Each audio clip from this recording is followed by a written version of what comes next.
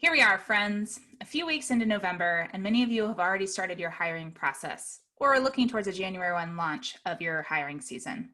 This time last year, we had no idea what kind of summer we were about to face. And what is strange is that some of you may be feeling, once again, like you have no idea what kind of summer you're gearing up for. That being said, we can't sit idly by and not go forward with recruiting and interviewing staff, even if a solid decision has yet to be made about how exactly you plan to run camp next summer. In today's episode, we dive into navigating the space that is hiring during uncertain times and hear our best practices for assembling a team you're excited to work with in 2021.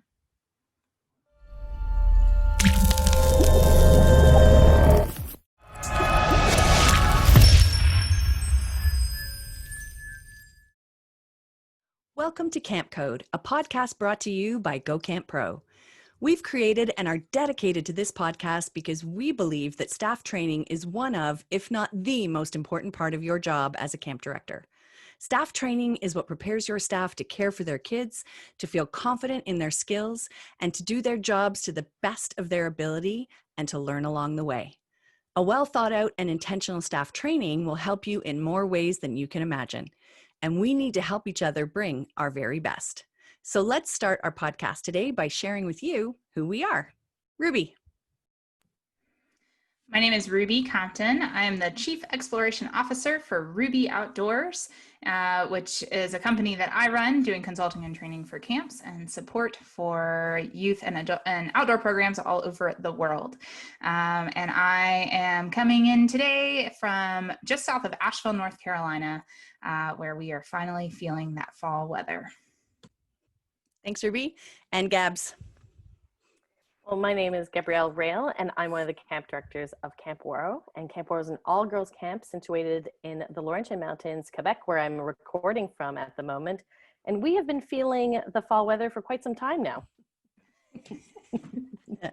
And I'm Beth Allison. I'm co-owner of Camp Hacker and Go Camp Pro, and I'm the only one not coming to you from mountains. I'm coming to you from the farmland of southwestern Ontario. And after 15 years as a camp director, I am now working as a camp consultant, and my focus is intentional leadership training and helping camps to build that solid, supportive community. All right, so it is that time of year when camp pros begin to think about hiring for next summer. We begin our planning for next summer's programs, we finish up our reviews and analysis of last summer, and start that long process of hiring our seasonal staff. It is a long-honored tradition that has gone on for 100 years. This year, as we all know, and we are likely pretty tired of hearing it, is like none other. And as we record this podcast, we are in a second wave of COVID-19 in many parts of North America. But we still need to figure out how we best plan and prepare to hire for next summer when we don't know exactly what the summer is going to look like.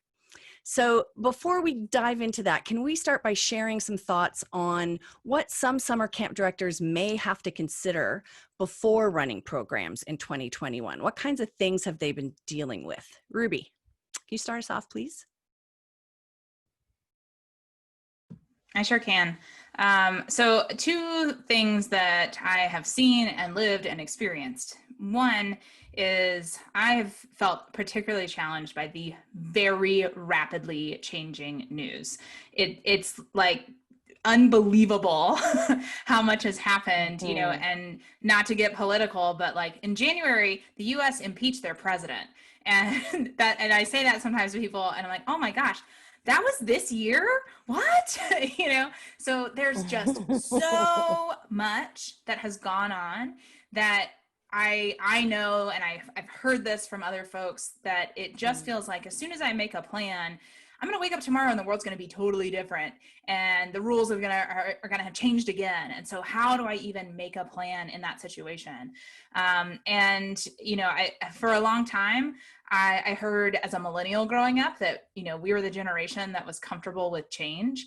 And this is like a whole new level of change that's out of, I mean, the rate, right? And you think about like boomers, right? Like my parents saw the advent of like color television, right? And in their lifetimes, they've seen the introduction of the internet and they've seen, you know, smartphones. Like it's pretty amazing to think about what's happened over that period of time. But in what that that generation has seen, it's like we're seeing that condensed on a much shorter timeline. We're seeing that same amount of change, but in a year, in 6 months. Like, it's crazy. So I know that that's positive. Yeah, no, it Yeah, doesn't feel that way. exactly.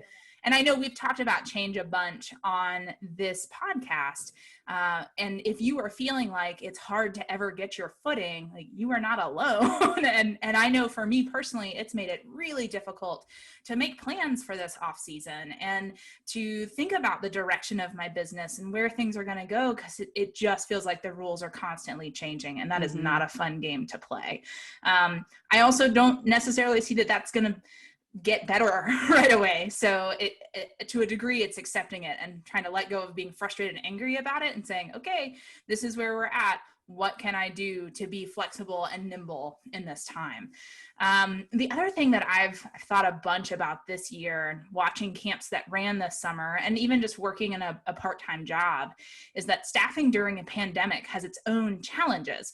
Yes, there's the exposure risks and the PPE and all that stuff, but the fact that, like, I can get a ping on my phone now that says, hey, you've been exposed to COVID potentially, and now you need to quarantine for 2 weeks, that affects employers across the country and across the world.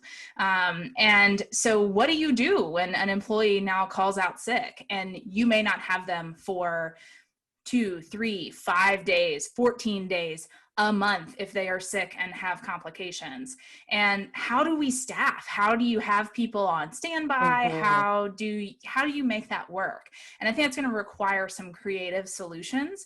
There are creative solutions. There are ways to do it, I think. But I think the camps that can sort out how do we staff and make sure we have plenty of people and are staffed for if everybody's at work, or if 15 people call out on one day because there's been an exposure.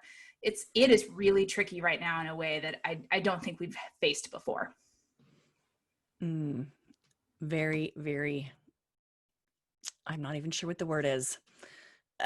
Interesting, but that doesn't really cover it, because it also sort of really grounds you into what we're dealing with.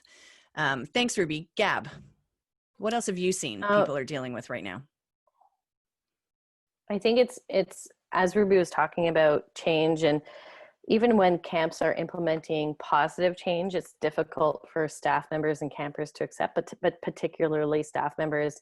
And unfortunately, right now, all of the change doesn't feel necessarily positive. There might be some silver linings, but as a whole, it's quite tough times, and this uncertainty is so difficult. And what I see camp directors dealing with right now is a lot of stress management, a lot of trying to help keep perspective, a lot of managing emotions and in uncertain times.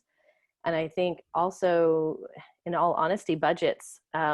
You're used to planning camp. A lot of people are used to planning camp on a shoestring budget, and they're very creative. Some of the best creative people are camp directors because of the limitations they have with their finances, and because of uncertainty. A lot of camps are now struggling financially, and so you're not only helping staff manage their stress, but you're also trying to figure out how to plan for the future, not on a shoestring budget, more like not a shoestring budget, a one-string budget. There's not two of them to tie together, and baby that's shoes. hard, because that little tiny baby shoes, Velcro. But I think that that even creates an even larger amount of uncertainty. Is what are we going to be capable to do, and how much can we put on our staff members, and how much can we put on volunteers? And I mean, obviously there's an opportunity for a coming together, and there's an opportunity to rise together. There's those things, but it's quite difficult. It reminds me of, I went to Japan with my family for the I think it was the 5th International Camping Congress, and my brothers and I did this outward bound course with a whole bunch of other internationals. It was a once in a lifetime experience, but there was this one portion of it which was hiking or rock climbing up a waterfall. So you had water pushing down on your shoulders while you're, waterfall, while you're wearing a Gore-Tex jacket and a harness, and you had to keep your head down so you weren't getting water in your face. And so the lead guide asked who would like to do it, and I didn't put my hand up, but my two brothers did, and they looked at me saying, like, the rails are going to do this, put your hand up. So we ended up doing it. It was the hardest thing I've ever done. It's like climbing up, rock climbing with somebody pushing down on your shoulders the entire time. The beautiful part of the story is both my brothers, of course, made it up. They're very athletic. And when I got to the top, that's where the most pressure there is up from the waterfall. And I just I couldn't push any harder. And then I felt one of my brother's hands grab my hand and they pulled me up. So it was quite a beautiful experience. But what it feels like to me right now is you're climbing up this rock climbing wall and you have to keep your head down and somebody's pushing down on your shoulders and you're just reaching for somebody's hand to yank you out. And I think that's what we're going to be talking about today. Great analogy, Gab. Thank you. There's also talk of some camps not being able to run next summer without a vaccine available, which of course poses a whole lot of issues, like will all campers and staff be required to be vaccinated? Will enough vaccines be readily available? Depending on where you live, will families be able to afford the vaccine in order to come to camp? So there's that whole piece that people are really struggling with. Many will be facing additional staffing requirements to fit your local and state or association or agency directives for running during a pandemic. I know of a not-for-profit camp that was not permitted to run this past summer due to government regulations. And looking ahead to filling all those necessary staff requirements for 2021 due to COVID, they have to find, remember this is a not-for-profit camp, another $35,000 in their budget that has already taken an enormous hit because they were unable to open this summer. Wow. And if they didn't open this past summer, camps have to figure out how they're actually going to run in a world of COVID because they haven't had to do that already. So will this change programming, staffing, accommodations, scheduling, or not? But these are all things that have to be considered before we hire for 2021. Okay, so sounds overwhelming for sure. And we feel for all of our camp family who is working through all of this. But do we have any tips that might be useful or might cause folks to consider something they hadn't before? So we're just going to take a quick break. But when we return, we're going to discuss all of those best ways to tackle this unique hiring season. Beth, Gabs, I just finished participating in my first virtual camp conference for this off-season. How was it? Truthfully, I was surprised at how nice it was to see so many familiar faces. You know those folks that you see at conferences once a year? They're your conference friends. Yeah. Thanks, Ruby. Now I am missing all of those people right now. But, you know. Oh, I'm sorry. But, you know, one of my favorite things about conferences is the cool little nuggets that you learn. You know, the thing that makes the whole conference worth it? Like what? Like, I still remember at my first ACA conference, at a casual dinner conversation, we talked about using sponges as reusable ice packs. Cut them into cool shapes, dunk them in water, put in a Ziploc, and voila, you have reusable ice packs that can be stored in your infirmary refrigerator and used as needed. That is brilliant. Right? And it's that moment that you say, seriously, every dollar I paid for this conference is worth it. So check it out. Go Camp Pro's newest professional development for Camp Pros is just that. Reusable ice packs? No. I'm talking about 5-Minute Fridays. Each week, you get 4 of the hottest tips and tricks delivered to your inbox from experts like Travis and Beth Allison, Matt Hansberger, and me. We share our best hacks and tips that we've collected over the years after hundreds of conversations with camp pros at conferences and gatherings across the world. That sounds like an introvert's dream. Right? It's professional development and the benefits of networking without all the small talk. And it's priced as a steal, less than $10 a month. Sign up for 5-Minute Fridays at gocamp.pro/5minute-Fridays. That's the number 5-minute-Fridays. All right. So we're back. what is it we do about hiring during this season? Ruby, can we start with you, please? I'm going to say a couple words that I think are still kind of polarizing in the camp industry, and that is virtual programming. I really think we were talking about that thing about what do we do about staff and how do we have enough staff, and how do we keep everybody busy if everybody's healthy, but still have enough people if you're not or have to quarantine. And I think virtual programming is an awesome option for hiring staff and having folks who are on standby and or somebody who's in quarantine and working from home or in your quarantine space for your camp, that they can still do that is meaningful, that can generate income and create camper connections. Beth and I worked with some folks on running a class for folks who are running virtual camp this summer. And so many folks came away from that experience saying, I don't know why we've never done this. And of course, we're going to continue doing it. Now, I also know that there are directors who are like, yeah, we did it because we had to, and I don't ever want to do it again. And so that being said, I wonder, given that it may not be the only option this year, that can you create and design some virtual programming that run in tandem with your in-person camp if you are running in person next year, that could be something that you really enjoy. I mean, I think about the ability to get campers together or get their cabins together and do some of that like cabin chat stuff and setting expectations or icebreakers and doing that ahead of time. So when they arrive at camp, your first day of camp doesn't have to be just rules upon rules upon rules upon rules and all the front loading that that we love very much here at this show. So I wonder about finding a way to run some virtual programming, be it its own virtual camp or some lead up into in-person camp or something that is a way that if you have staff who can't be on site or who need to quarantine, that they may be able to operate and run. And again, it could generate some income for you. So that's the first thing I would think about.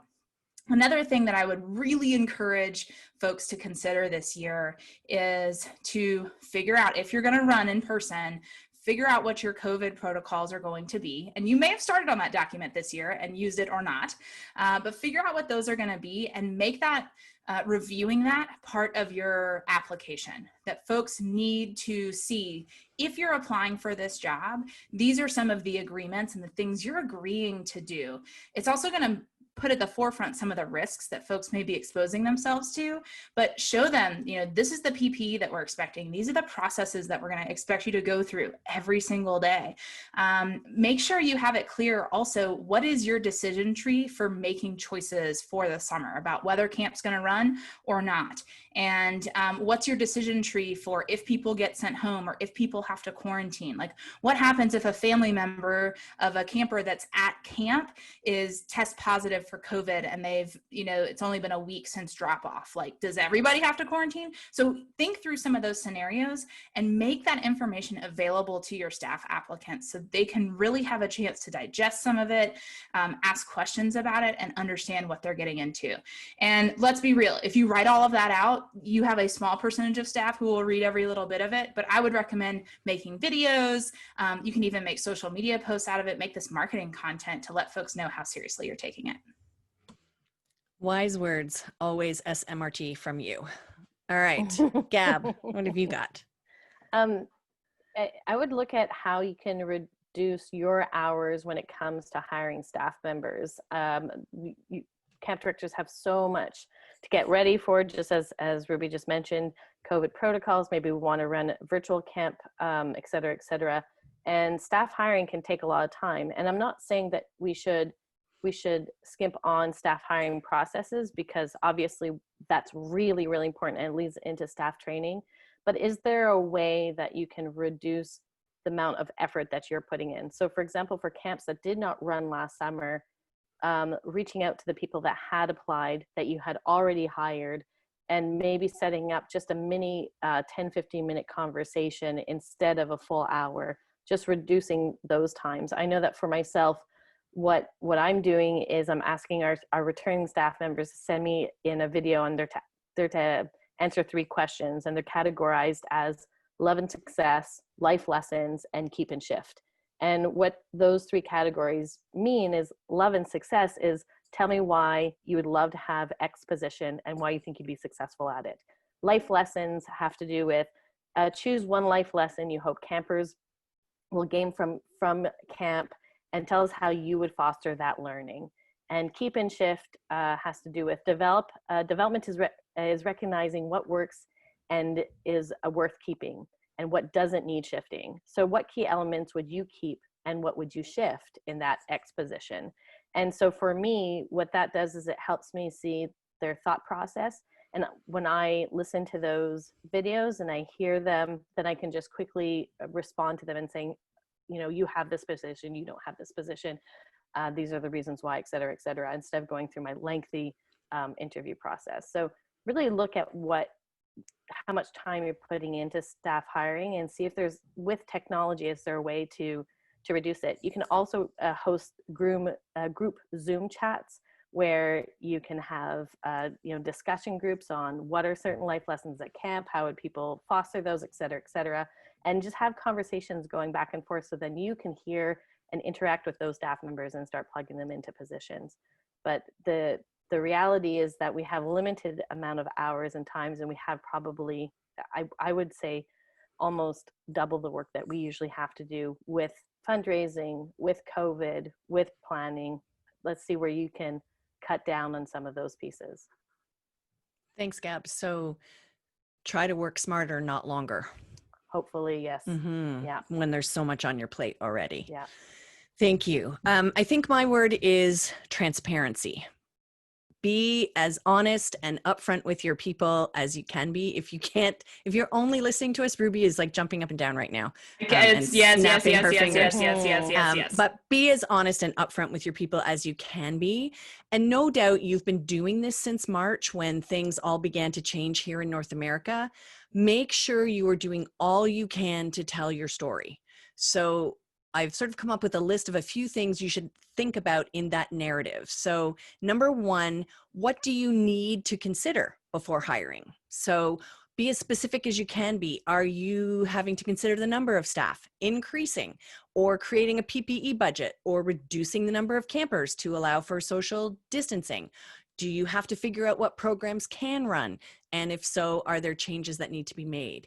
You don't need to give your staff all of your thoughts or the complete inside scoop on decisions maybe you or your board may be voting on, but you can share enough to help them understand your thinking and to see that you're being extremely intentional in your process and continuing to build your trust with your people by keeping them informed. Number two, let them know who you're talking to about all of this. Are you talking to your agency or your overarching association or your public health department?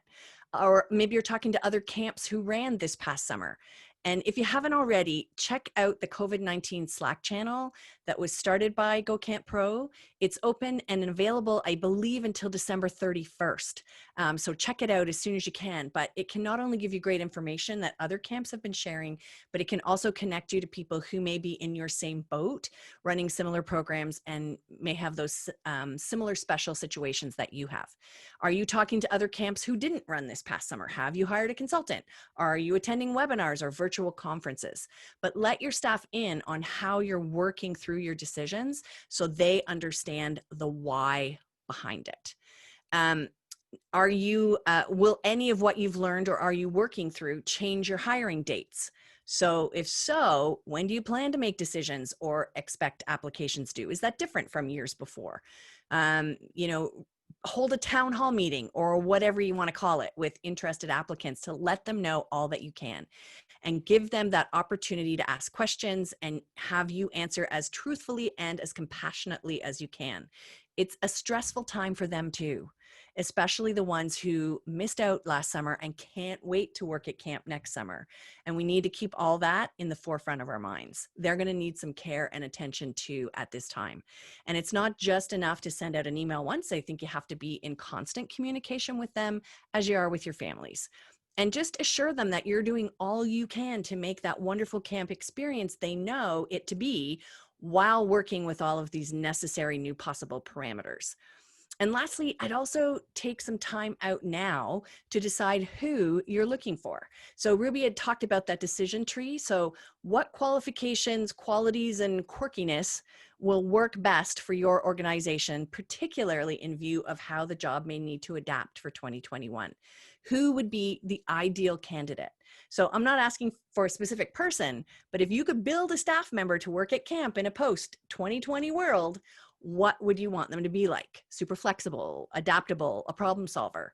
I mean, we would want that staff member with these qualities any year, but what would make them get and give the best experience in 2021, and share that in your application. We are looking for folks who can, who are able to, like, and if this doesn't sound like a good fit for you, that's cool. And we wish you the best wherever you end up. So setting those expectations ahead of time, real honest expectations of how camp may be different, how you may need to change procedures 2 weeks in because they only work in theory, or how it may feel like it hasn't felt before. So all these things need to be communicated. Transparency, so important. So we're going to hear one more round from all of our hosts before we head to our famous recap. So Ruby, what have you got there? Yeah, and also, like, if there was ever a time that you wanted to make a change at your camp that you're like, ooh, I don't know how this is going to be received by the camp community, now is the time, and blame it on COVID. Just do it. I think there's going to be enough change as it is. So give that a shot. Yeah, my other insight ties in really well to what you shared, Beth. So I got furloughed from a job that I got hired for the summer, and I was furloughed on April 15th, and then that got extended in July to September. So we've just started recently coming back and doing training and whatnot, and I've been really impressed with how this company has onboarded us. And also, to be clear, we had done 1 day of training and then got sent home and told don't come to training anymore, and then within a month had been furloughed.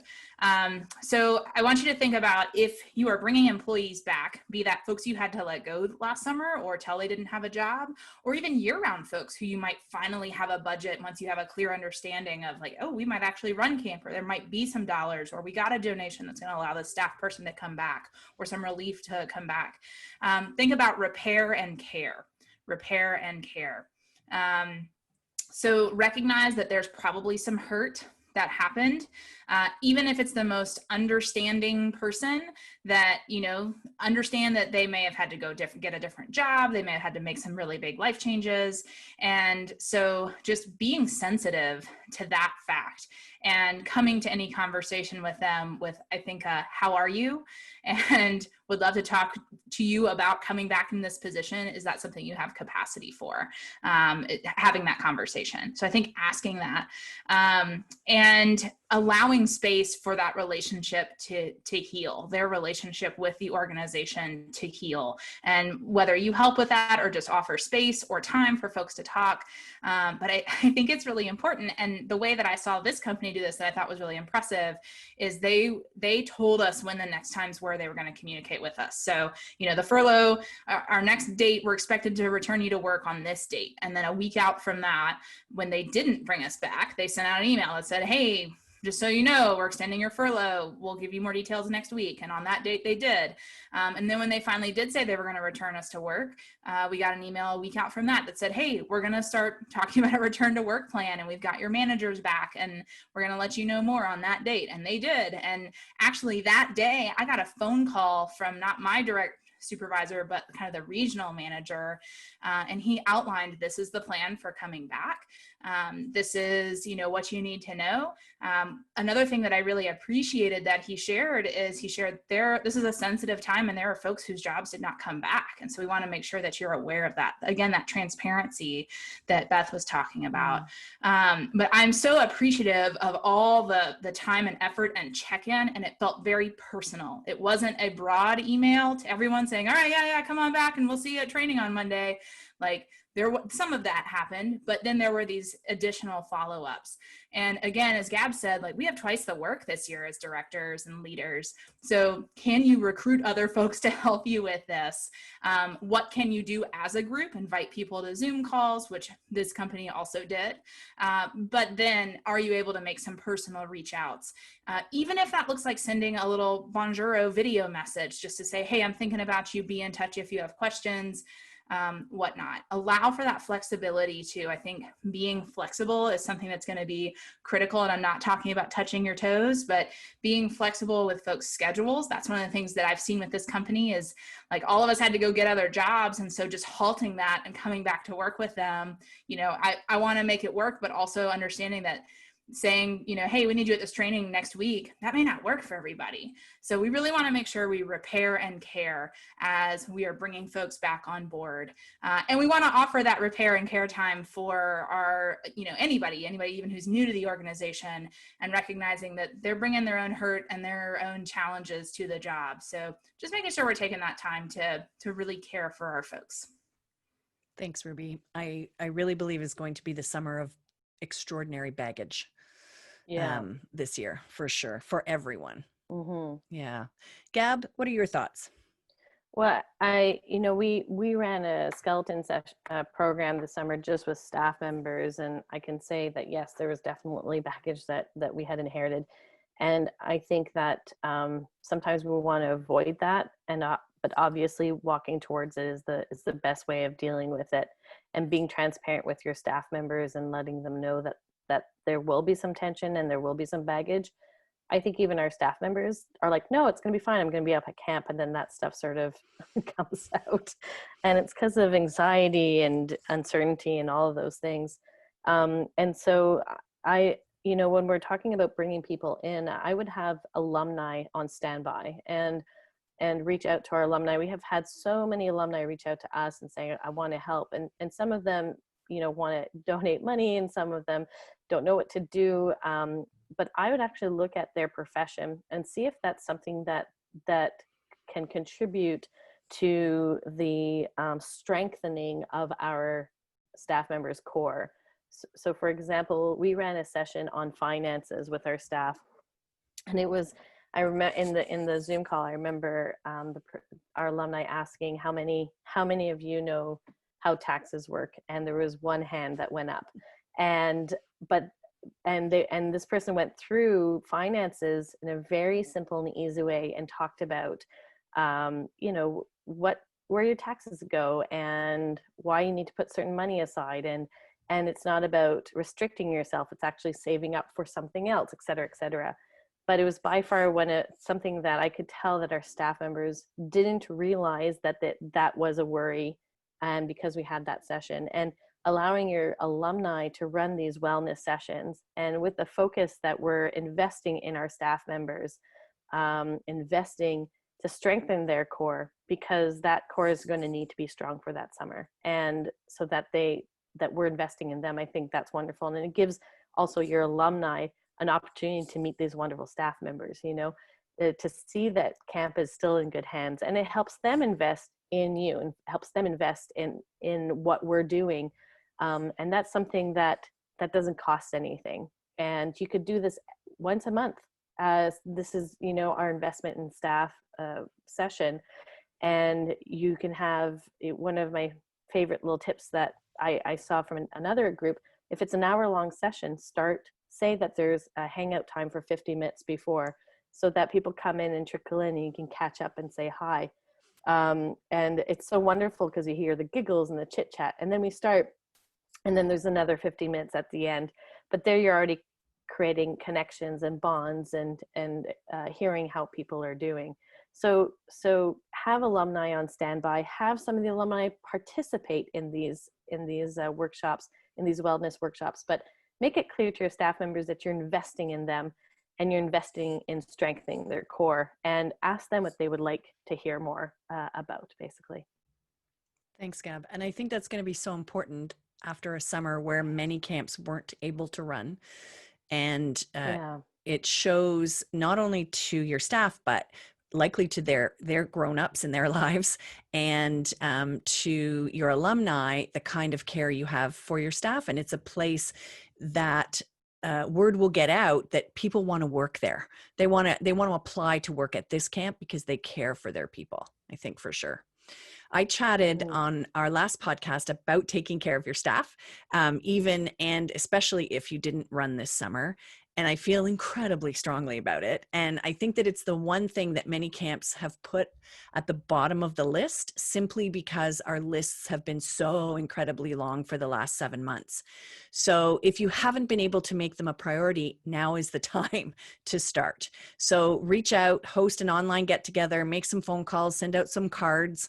And for a whole bunch more ideas, listen to episode 4 of this season, or podcast number 75, where we talked all about that. But what I'm trying to say is connect.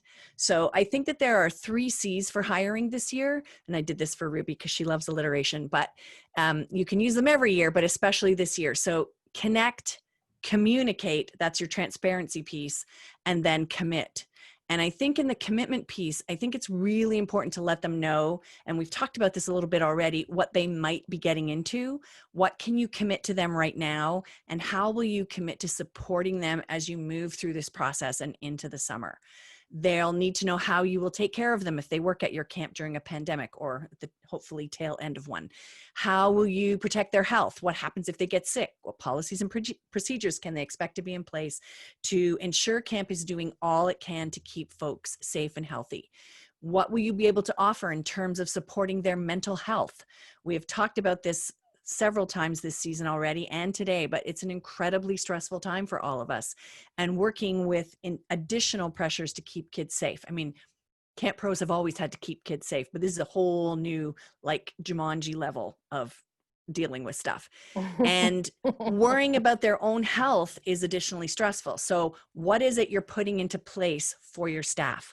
All of this needs to be communicated to them before they want to apply. They need to hear and understand your commitment, and you need to commit to being there for them through all of it. And what do you need to put into place to be able to do that?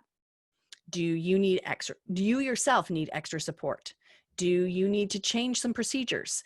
Do you need to create new positions or new ways for folks to communicate with you or those that they supervise or are supervised by? You need to start thinking this stuff through now. And if you have made change a part of your culture, you will have the support of your people as you go through all of this. And if you need to make change a part of your culture, then start with these 3 things. Take care of your staff so that you have healthy people to hire. So connect. Share your thoughts and your story and be transparent. So communicate. And figure out a plan to care for them and support them. Commit. All right. Our famous Gabrielle Rail recap. This is a, I think this is hard because you can do so much for your staff, and things are so uncertain, and really what we're trying to talk about is supporting our staff members, and that's the bottom line. And just know, camp directors, that you do that very well already. You do that during the summer, you do that during staff hiring, and these are just added pieces that you can add on to supporting your staff members, because that's our job. We support our staff so they can take care of our kids. So just to know that we know that there's a lot of change that's going on in the world right now, and it's not the good kind of change. Budgets are tight, and stress management is at the top of our priority. So how do we help our staff members connect and stay connected to camp, because we really want them to come back during staff hiring? So why don't we look at virtual programming? And we're not talking about virtual programming the entire year. We're saying let's take a concentrated time to help campers and staff members connect online. It's not evil. It's really about connections. Also look at Camp COVID and make that part of your application. Let them know with that transparency piece that Beth was talking about right at the very beginning. Hey, we've got you, but we're also going to expect this from you. Work smart, not harder. How can you lessen your hours, because we know that you're stretched very, very thin? Repair and care is maybe something that you could put on all of your staff's training t-shirts that summer. Repair and care, that's the process that they're going to be doing with the campers this summer. Have alumni on standby. Have them do workshops, wellness workshops for your staff members. Again, be transparent. Say, we care about you. We're going to invest in you, and we're going to invest on your inner strength strength because you're going to need that for this summer. Transparency. Do it bullet points. Do it on Instagram. Do it by via videos. Do it anywhere that you can. Tell 5 people so they tell 50 people. Make sure you're being transparent at what's happening this summer. Connect, communicate, commit.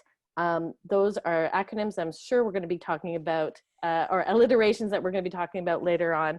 But at the end of the day, what we're saying is you're doing a great job. Thank you for what you are doing. And here are just a couple of other ways that you can support your staff during the hiring process. Well done, Gab. So good. All right. And before we wrap up with our best practice from Ruby this week, here is how folks can connect with us and get involved in the conversation. So you can join us by using the hashtag CampCode and let us know the topics you'd like us to discuss, any guests you would recommend that we talk to, any great leadership training tips that you have to share with us. And I'm sure you have a million. And we would love to hear from you. So we are all about sharing in this industry. And if you have found our podcast to be useful, we would love it if you could leave us a rating and a review in iTunes. And you can do that by going to camphacker.tv/cc_iTunes. Or of course, you can tweet your love of the show by going to camphacker.tv/campcodelove. And your feedback is what helps keep our show going. And we have had some feedback this week, and Ruby is super excited to share that with us. Yes, I always love reading reviews, the good and the bad, but mostly the good. So here's a great one from a user named Sauce. So thanks for listening. And it's titled Love It. And the review says, as a summer camp director, I'm always looking to improve on my staff training. I'm so happy this podcast exists. Me too, Sauce. Me too. Remember, if you'd like to hear your review read on the show, leave us a rating and review. Thanks, Ruby. And here is how you can get in touch with each one of us individually. Gabs. You can follow me on Instagram at Gabrielle Rail, and that's 2 L's. And you can also check out where I work at ouareau.com, ouareau.com. And Ruby? You can follow me on Instagram, Ruby Outdoors. You can also follow what we do at the Women in Camp Summit at Women in Camping on Instagram.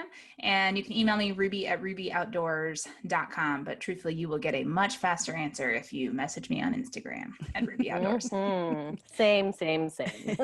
That's transparency. And you can reach me directly at beth@gocamp.pro, on Instagram at topazfaye, or on Twitter at topaz. And Ruby, what are we doing for our next podcast? Hey, well, we know that it is a contentious time, and folks may be heading to spend time with family. We just had the election, so our next podcast is going to be about teaching staff to discuss and disagree with care. I'm excited for that one. That's going to be great. All right. So our final segment on each podcast is always a best practice for leadership training. And again, we would love to hear some of your memorable moments or most effective tips that we can share. And you can tell us what they are using that hashtag CampCode. And this week, we're going to hear from Ruby. All right, again, I know we're coming up on the season of giving and thinking about giving gifts out. And so if you want something unique from this year, regardless of whether you ran camp or not, consider some summer 2020 swag. Whether you want to remember this summer or not, it certainly was memorable. I've already seen some cool, this really came from seeing this on like Summer Camp Pros and people sharing t-shirts that went out, and how stoked staff are because it's kind of this like limited edition, like you have a summer 2020 shirt. So think about, is there some sort of swag, whether you want to send it to campers, to staff, what that may look like, alums, to commemorate what 2020 was and how special it was, but also to know that that's probably going to be a collector's item in the future. So choose wisely, but think about your 2020 swag. And also a reminder of all that we made it through. So That's true. the important So true. part.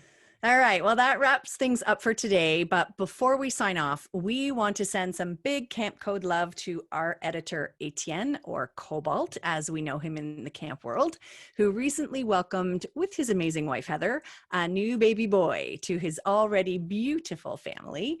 So congratulations, Etienne, and thanks for all that you do to get this podcast out, while also continuing to be an amazing father and role model to your now 2 children. And so we thank you for doing your part to create future campers. Camp Code is part of the Go Camp Pro podcast network. Check out all our other podcasts at gocamp.pro/podcasts. Stay tuned for our next episode. And from all of us here at Camp Code, thanks for the listening, friends.